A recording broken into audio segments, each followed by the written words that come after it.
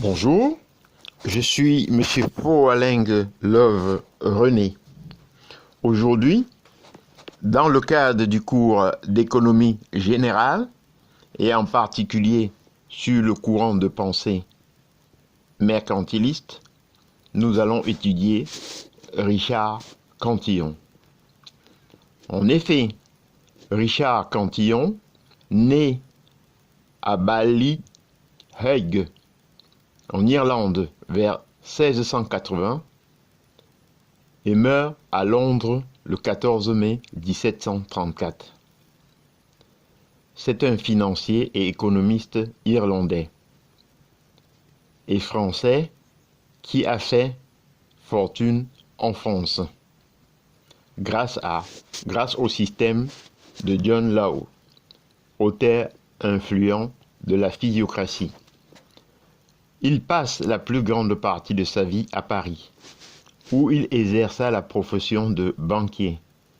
Il a laissé une œuvre théorique, Essai sur la nature du commerce en général, qui le place au rang des grands précurseurs de l'économie politique classique, avec l'abbé de Condillac et William Petit. Il est l'un des acteurs les plus significatifs qui marque la transition du mercantilisme vers l'économie classique. À nouveau, je répète, il est banquier parisien, né d'une famille irlandaise, elle-même d'origine espagnole. Selon son biographe, l'économiste Stanley Jevons, Cantillon rédigea un essai sur la nature du commerce en général, qui fut publié qu'en 1755. Son nom d'auteur, après avoir circulé en manuscrit parmi les physiocrates et influencé fortement Gournay, et plus encore Mirabeau dans son ouvrage L'ami des hommes ou traité de la population, 1756. La première édition de l'essai sur la nature du commerce est d'ailleurs présentée comme étant une traduction de l'anglais. De la vie de Cantillon, on sait seulement qu'il fut un viral heureux de Law, qu'il sut vendre à temps ses actions de la Compagnie des Indes, et que, une fois fortune faite, il se retira à Londres. Une tradition veut qu'il y périt assassiné en 1733 ou 1734. On sait aussi que, grand voyageur, il visita l'Orient, les Indes, l'Extrême-Orient et le Brésil. Cantillon peut être considéré comme un auteur de transition entre le mercantilisme et le libéralisme, mais il fit preuve d'une grande originalité. L'influence qu'il a exercée sur les physiocrates lui a toujours valu une certaine audience parmi les économistes français.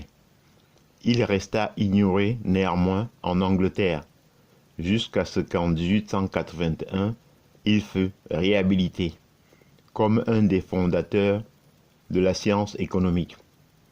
Selon l'expression de Schumpeter dans son History of Economic Analysis, Cantillon constitue parmi les grands auteurs le maillon intermédiaire entre Petit et Quenet.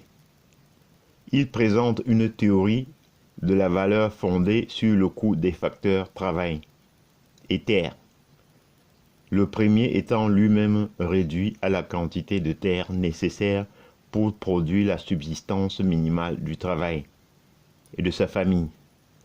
Cantillon aboutit ainsi à une théorie de la valeur terre qui offre une image inversée de la théorie de la valeur travail. De ses successeurs, les économistes classiques anglais.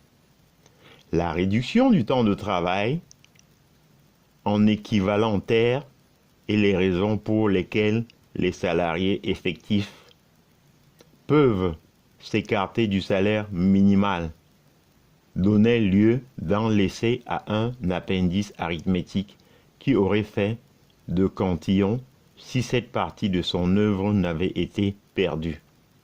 Un précurseur des études économétriques au même titre que Petit. Avant Quesnay, il a établi les fondements d'une théorie du circuit économique dans ses trois phases: production, répartition, dépense. Cette vision théorique est chez lui sous-tendue par une analyse de la société divisée en trois classes: les propriétaires fonciers, les fermiers et les travailleurs salariés. Les propriétaires du sol jouent un rôle particulier dans l'impulsion du circuit.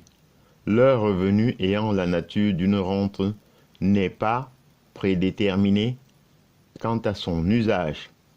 Il s'ensuit que les rumeurs, les modes et les façons de vivre des représentants de cette classe déterminent avec l'usage qui est fait des terres le niveau de l'orientation de la demande effective.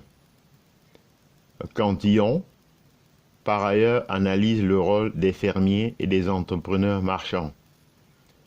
Théoricien de la valeur et du circuit, il conçut une théorie cohérente de l'équilibre. Il élabore aussi une théorie des prix ainsi que de la monnaie, et se révèle le premier à développer la notion de vitesse de circulation et à énoncer qu'un accroissement de cette vitesse est équivalent à un accroissement de la quantité des unités monétaires dans ses effets sur les prix. Son œuvre abonde en aperçus originaux.